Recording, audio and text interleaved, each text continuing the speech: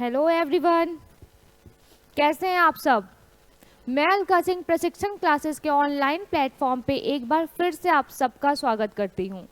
जैसा कि मैं बार बार कहती हूँ, अपने हर क्लास में कहती हूँ कि हम आपके लिए सुपर 30 बैच लेके आए हैं और इसमें मैं आपको बायोलॉजी के पोर्शंस को कवर कराती हूँ।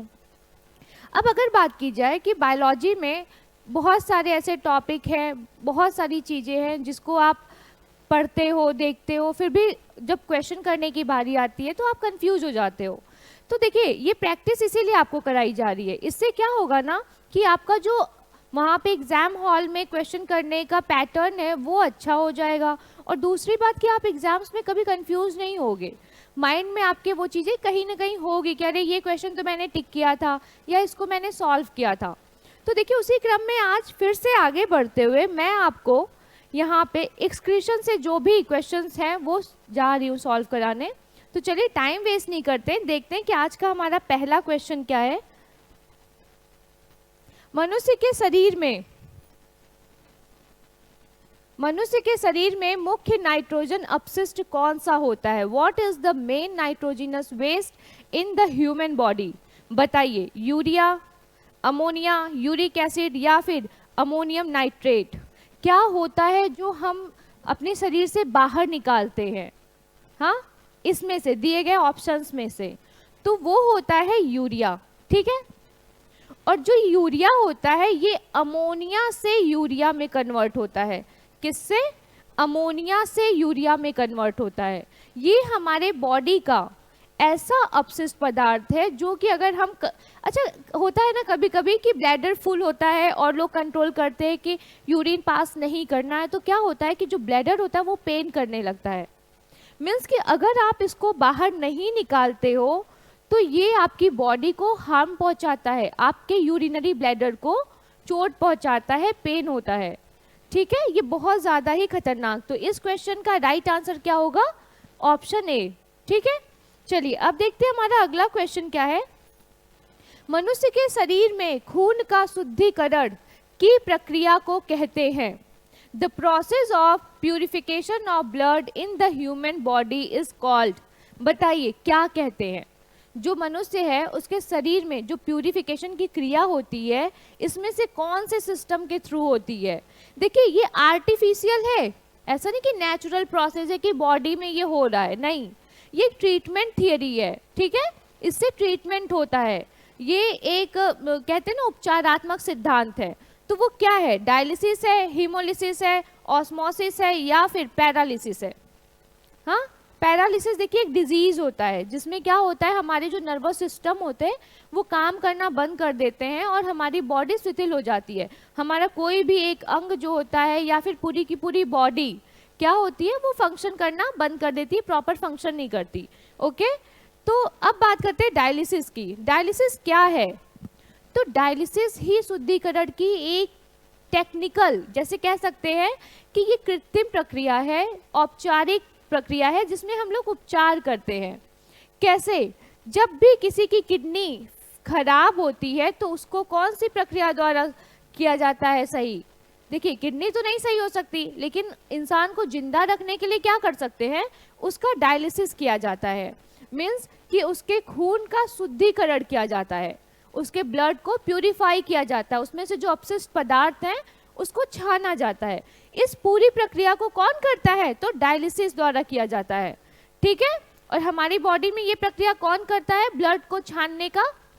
तो देखिए, ऐसे तो ब्लड को छानने का काम लीवर करता है, लेकिन देखिए लीवर का काम क्या होता है कि लीवर ब्लड से जो भी अपशिष्ट पदार्थ होते हैं उनको जो है अलग करता है और ब्लड के थ्रू किस में भेजता है? आपकी किडनी में भेजता है।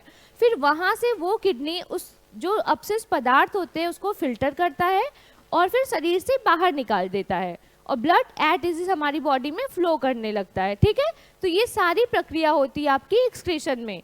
और डायलिसिस कौन सी प्रक्रिया होती है? ये एक औपचारिक प्रक्रिया है, सिर्फ और सिर्फ उपचार के लिए किया जाता है इसका इस्तेमाल, जिसकी किडनी खराब रहती है, ठीक है। तो चलिए अब देखते हैं हमारा अगला क्वेश्चन क्या है। उस विकल्प को चुनिए जो अन्य तीनों से अलग है। Choose the option that is different from the other three. निश्चल कणिकाएं, समीपस्थ संवलित नलिकाएं, दूरस्थ संवलित नलिकाएं और बोमेन कैप्सूल।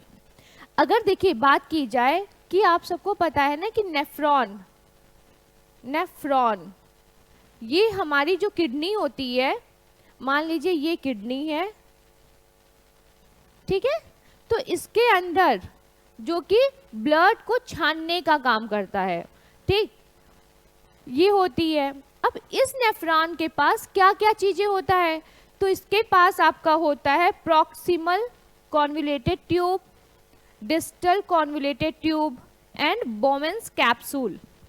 ये तीनों उसके पास होता है, लेकिन क्या नहीं होता है, तो वो होता है निश्चल कणिकाएं, ठीक है। निश्चल कणिकाएं राइबोसोम एंडोप्लाज्मिक रेटिकुलम के फ्लूइड से बना हुआ एक पदार्थ होता है, ठीक है। तो इसका मतलब कि इस क्वेश्चन का राइट आंसर क्या होगा, ए। ये किसका पार्ट नहीं है, नेफ्रॉन का पार्ट नहीं है। इसका मतलब कि इन तीनों से ये बिल्कुल अलग है, ठीक है। तो चलिए अब देखते हैं हमारा अगला क्वेश्चन क्या है।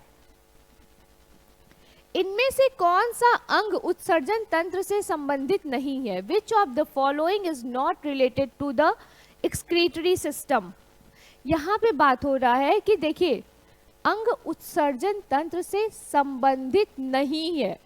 हमेशा हम कंफ्यूज कर जाते हैं, क्वेश्चन जब पढ़ते हैं ना तो सरसराती नजरों से पढ़ते हैं, अरे इनमें से कौन सा अंग उत्सर्जित तंत्र से संबंधित नहीं को मिस कर जाते हैं और है पढ़ के हम निकल जाते हैं।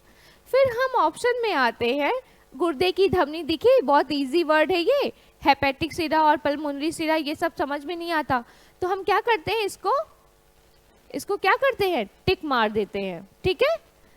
तो लेकिन क्या ये सही आंसर होगा? बिल्कुल भी नहीं। हेपेटिक सिरा बिल्कुल भी नहीं और पल्मोनरी सिरा बिल्कुल भी नहीं। तो इसमें से कौन सा उत्सर्जित तंत्र से संबंधित नहीं है? तो ये है कोरोनरी धमनी, ठीक है, कोरोनरी आर्टरी। ये किससे संबंधित नहीं है? ये उत्सर्जित तंत्र से बिल्कुल भी संबंधित नहीं है, ओके। चलिए अब देखते हैं हमारा अगला क्वेश्चन क्या है। जब वृक्क कार्य करना बंद कर दे, क्या हो रहा है कि जब वृक्क कार्य करना बंद कर देते हैं तो निम्न में से कौन सा पदार्थ जमा होता है? When kidneys stop functioning, which of the following substances accumulated? बताइए, fat in the body, protein in the body, sugar in the body या nitrogenous waste in the body, in the blood. ये क्वेश्चन का answer आप tick कर सकते हो, बहुत easy है ये। हाँ, जब सबको पता है कि नाइट्रोजिनस ही यूरिया नाइट्रोजन कंटेन किए रहता है, ये बात तो आप सबको पता है।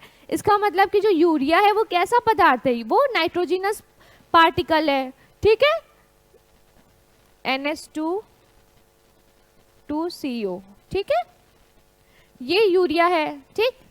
अब यहाँ पे बात क्या पूछ रही है कि निम्न में से कौन सा पदार्थ जमा होता है? तो रक्त में क्या जमा होता है? नाइट्रोजन अपशिष्ट पदार्थ, जो कि यूरिया के फॉर्म में हमारे बॉडी से बाहर निकलते हैं, ओके।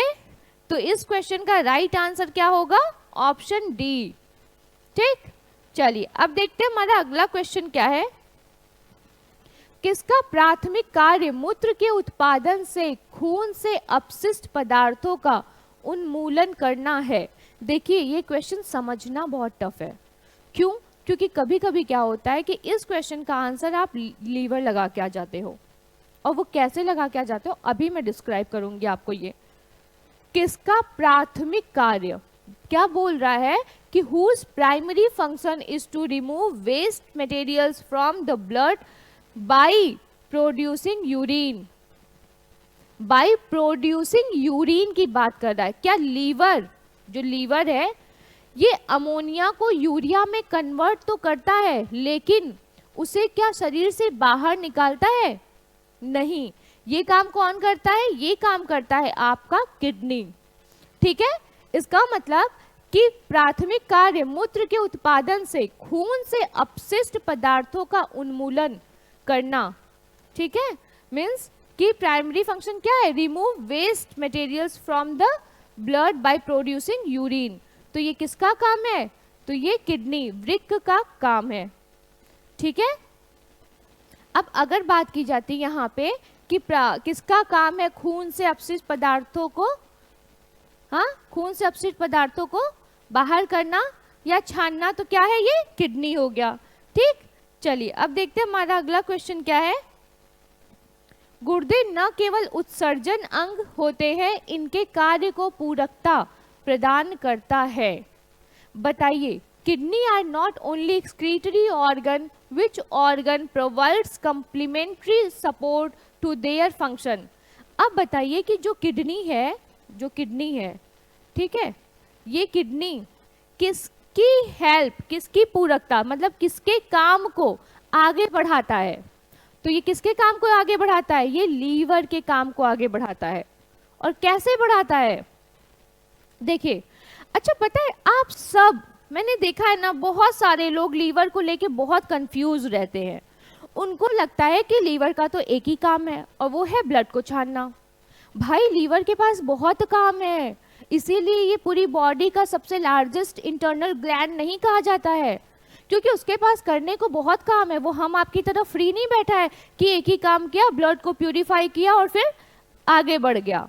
भाई वो तो करता ही करता है, लेकिन ये साथ में क्या करता है, ये लीवर है मान लीजिए, तो ये क्या करता है, ये पित्त बाइल जूस का फॉर्मेशन करता है।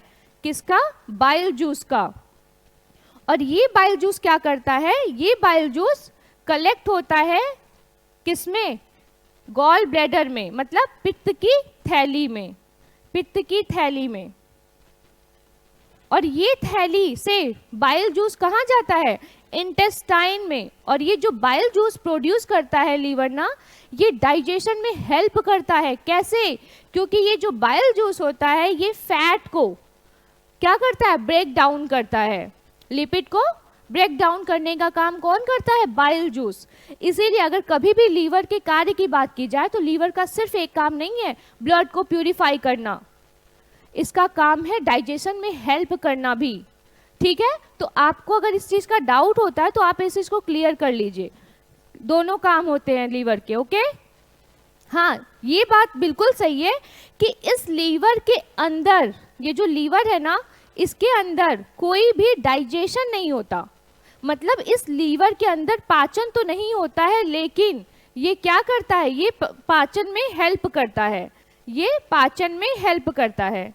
ठीक है, चलिए अब देखते हैं हमारा अगला क्वेश्चन क्या है। इसका मतलब इस क्वेश्चन का राइट आंसर क्या होगा, इसका राइट आंसर है ऑप्शन ए, लीवर। ठीक है, चलिए अब देखते हैं अगला क्वेश्चन क्या है। नेफ्रॉन संबंध है, नेफ्रॉन इज रिलेटेड टू, मतलब नेफ्रॉन का संबंध किससे है, श्वसन तंत्र, respiratory system, nervous system, circulatory system या एक्सक्रीटरी सिस्टम। बताइए ये जो नेफ्रॉन है इसका जो रिलेशन है, संबंध, वो किससे है इनमें से। अभी जैसा मैंने बताया था, वो एग्जाम्पल आपको देने के चक्कर में मैंने इसका आंसर आपको दे दिया था, तो अभी आप बता सकते हो इसका आंसर क्या है। आप टिक करो, इसका आंसर क्या है। देखिए इसका आंसर है उत्सर्जन तंत्र। वो भी कैसे, आइए इस पिक्चर में समझते हैं। ये आप देख रहे हैं एफरेंट आर्टेरियोल है, ये मोटी सी नलिका देख रहे हैं ना, ये मोटी होती है। यहाँ से जो लीवर अमोनिया, लीवर क्या करता है, अमोनिया को यूरिया में कन्वर्ट करता है, अमोनिया को यूरिया में कन्वर्ट करता है। किसमें, यूरिया में। कौन करता है, तो ये काम करता है लीवर। फिर इस यूरिया को वो कहाँ छोड़ देता है, इसको छोड़, कहता है भाई मेरा काम था तुमको चेंज करना, अब मैं तुमको छोड़ रहा हूँ। ठीक है, जिसको जरूरत होगी वो तुमको छान के अलग कर देगा, मेरा काम बस इतना था, मैं खत्म करता हूँ अपना काम। वो क्या करता है, इसको ब्लड में पहुंचा देता है, वापस से ब्लड से लेता है, कन्वर्ट करता है, वापस से ब्लड में पहुंचा देता है कि जहां से आए थे तुम अब वहां जाओ, मेरा काम खत्म। अब ये क्या करते हैं, जो यूरिया महाराज हैं ये ब्लड में तो आ जाते हैं, लेकिन फिर जब ये किडनी में आते हैं तो किडनी के अंदर जब ये पहुंचते हैं तो ये एफरेंट आर्टेरियोल से कहाँ पहुंचते हैं, ये बोमेन्स कैप्सूल ये ग्लोमेरुलस में पहुंचते हैं। ठीक है, ये जो बोमेन्स कैप्सूल होता है ये क्या करता है, ये इस यूरिया वाले ब्लड को इसके अंदर पहुंचाता है, नेफ्रॉन के अंदर, जहां पर क्या होता है, ये ब्लड वापस से क्या होते हैं, चेंज हो जाते हैं, इसमें से यूरिया बाहर निकल जाती है और किडनी में से होते हुए कहाँ, यूरिनरी ब्लैडर में स्टोर हो जाती है। और बाकी का जो ब्लड होता है वो यहीं से क्या होता है, बाहर, इफरेंट आर्टेरियोल से बाहर हो जाता है। ठीक, इसका मतलब कि जो किडनी होती है वो किसका काम करती है, उत्सर्जन का काम। और कैसे करती है, अब ब्लड को अपने अंदर लेती है, वहां से यूरिया को छांटती है, मतलब छानती है, जैसे हम लोग अपने घर में चाय बनाते हैं और छानते हैं ना, तो वो भी क्या करती है, ऐसे छानती है बोमेंस कैप्सूल के थ्रू, और फिर वापस से इफरेंट आर्टरीज से ब्लड को बाहर निकाल देती है, जहां से आता है वहां वापस भेज देती है। ठीक, तो ये पूरा प्रोसेस होता है नेफ्रॉन्स में। ठीक है, तो इस क्वेश्चन का राइट आंसर क्या हो गया, डी। अच्छा देखिए, यहां से आपको कई सारे क्वेश्चन बने हैं कि बोमेंस कैप्सूल का काम क्या होता है, या बोमेंस कैप्सूल पाया किस में जाता है। ठीक है, कभी कभी एग्जाम्स में ये भी पूछा जाता है। दूसरी बात कि अमोनिया को यूरिया में कन्वर्ट कौन करता है, और आप कंफ्यूज होके क्या कर देते हो, किडनी। ठीक है, तो ऐसा नहीं है, किडनी नहीं करता है, ये लीवर करता है। ठीक है, और फिर दूसरी बात क्या होता है कि ये अमोनिया यूरिया में कन्वर्ट होके फिर किस में जाता है, ब्लड के थ्रू किडनी में जाता है, जहां पर ये बोमेंस कैप्सूल से छन के क्या होता है, नेफ्रॉन से रिलेटेड होके फिर कहाँ जाता है, आपके यूरिनरी ब्लैडर में स्टोर होता है। स्टोर होता है, एक थैला होता है यूरिनरी ब्लैडर जिसमें कि यूरिन स्टोर होता है। ठीक है, अब वो भी मैं आगे बताऊंगी आपको। तो चलिए, इस क्वेश्चन का राइट आंसर हो गया आपका डी। ठीक, अब देखते हैं हमारा अगला क्वेश्चन क्या है। निम्नलिखित में से कौन सा अंग मनुष्य के उत्सर्जन तंत्र से संबंधित नहीं है। Which of the following organs is not related to the humans excretory system. यहाँ पे पूछ रहा है कि ये किडनी हो गया, आपको पता है कि ये पार्ट है किसका, एक्सक्रीटरी सिस्टम का। मूत्रवाहिनियाँ मतलब यूरेटर, यूट्रस और यूरेथ्रा। अब यहाँ पे ये जो यूट्रस है, गर्भाशय, ये भी आपको पता है, आई थिंक हर किसी को पता होगा कि जो यूट्रस होता है वो फीमेल में पाया जाता है। किस में पाया जाता है, फीमेल बॉडी ऑर्गन है। और इसका काम क्या होता है, ये एक सिंगल सेल से किसका उत्पादन करती है, एक पूरे के पूरे बच्चे का। और वो बच्चा कितने 9 महीने तक यूट्रस के अंदर रहता है। ठीक है, 9 मंथ तक यूट्रस क्या किए रहता है, एक बच्चे को अपने अंदर समाहित किए रहता है। सोचिए कि नेचर कितना ज़्यादा कॉम्प्लिकेटेड है। अगर साइंस ना होता तो हमें ये सब कुछ नेचर जो करता है ये पता ही ना चलता कि ये कैसे होता है, क्यों होता है, कब होता है, कोई नॉलेज ना होती। बट हमें कैसे नॉलेज होती है, तो हमें साइंस है ना सब कुछ बताने के लिए। बट आपको क्या करना है, साइंस को इंटरेस्टिंग तरीके से पढ़ना है। अगर बोरिंग तरीके से पढ़ोगे ना तो मज़ा नहीं आएगा साइंस पढ़ने में। हमेशा साइंस को अपनी डेली लाइफ में जो चीज़ें चल रही है ना उससे टैली करके पढ़ो, फिर आपको कभी भी प्रॉब्लम नहीं होगी।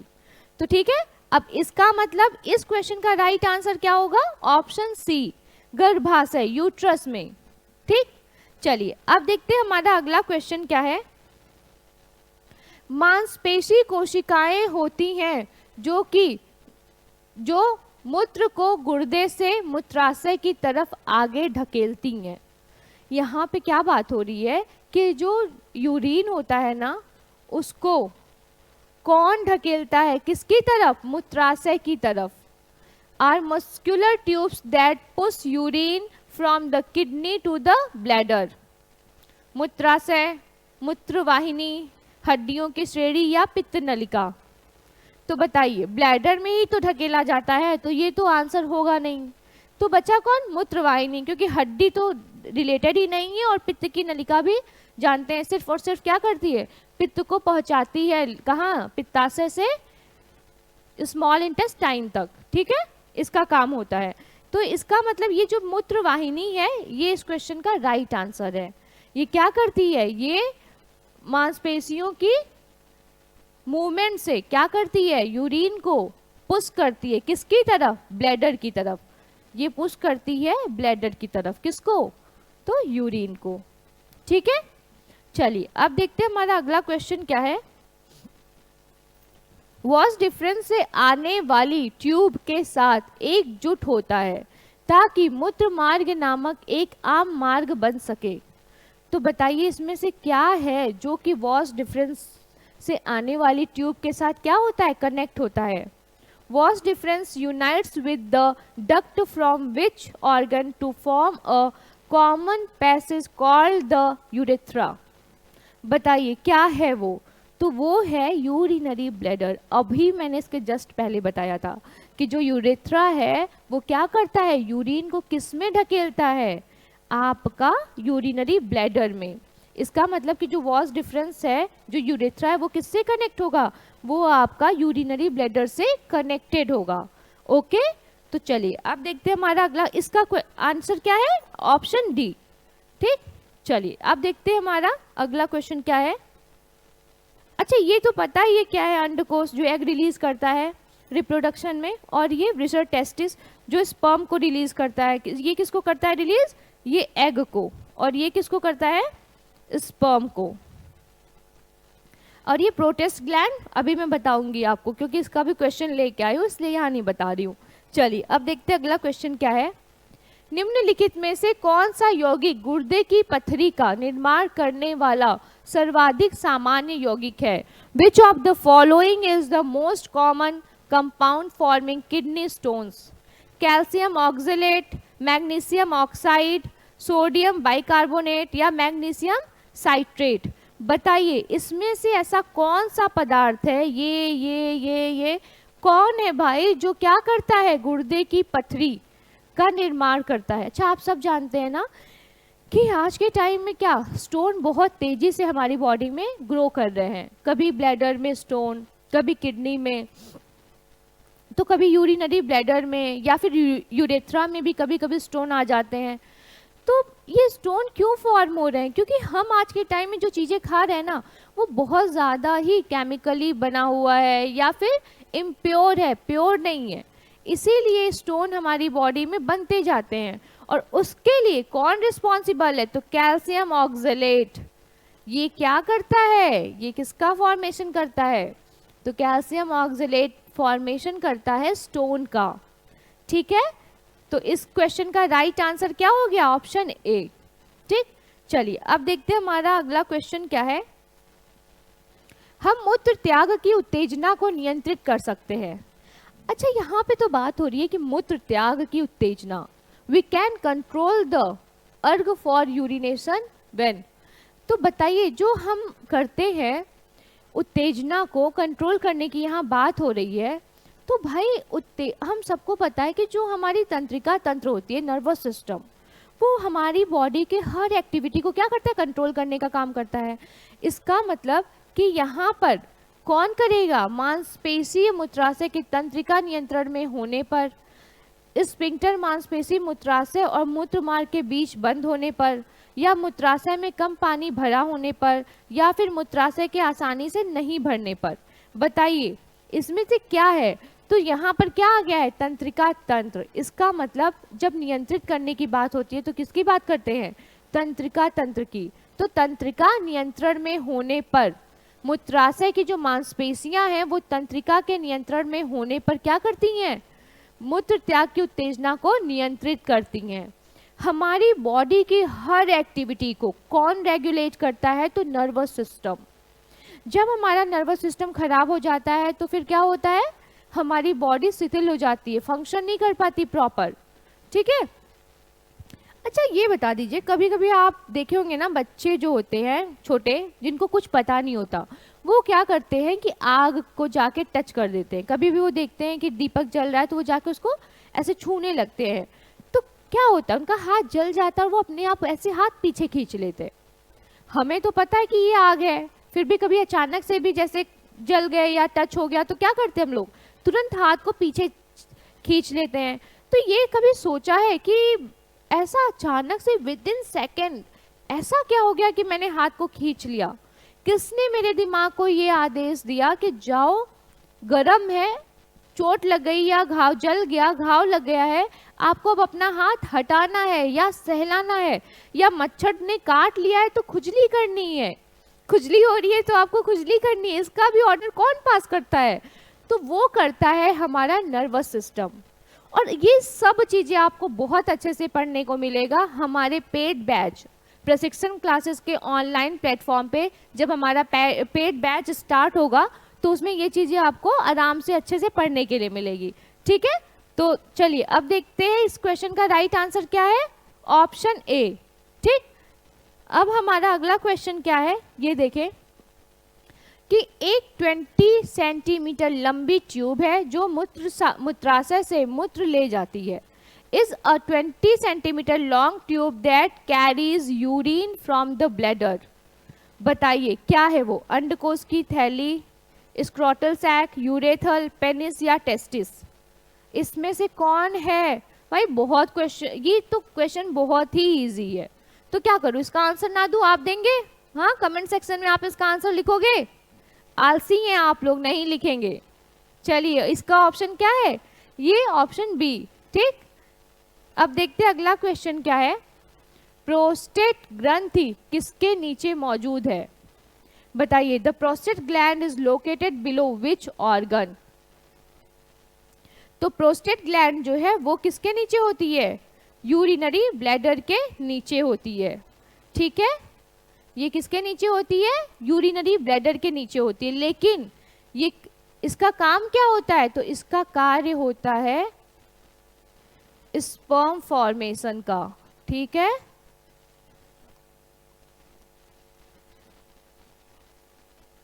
ठीक, ये काम तो करती है टेस्टिस का, लेकिन ये होती कहाँ है, यूरिनरी ब्लैडर के नीचे, ठीक है। इस क्वेश्चन का राइट आंसर है ए। तो आज के लिए बस इतना ही। अब फिर से हम आपको अगली क्लास में कुछ नए क्वेश्चंस के साथ लेके आएंगे और एक्सप्लेनेशन भी आपको देंगे। तो आज के लिए बस इतना ही। अगर आपको ये वीडियो अच्छा लगे तो आप इसको लाइक करिए, चैनल को सब्सक्राइब करिए और अपने दोस्तों से ज़रूर शेयर करिए, उन्हें भी हेल्प हो जाएगी, ठीक है। Thank you so much.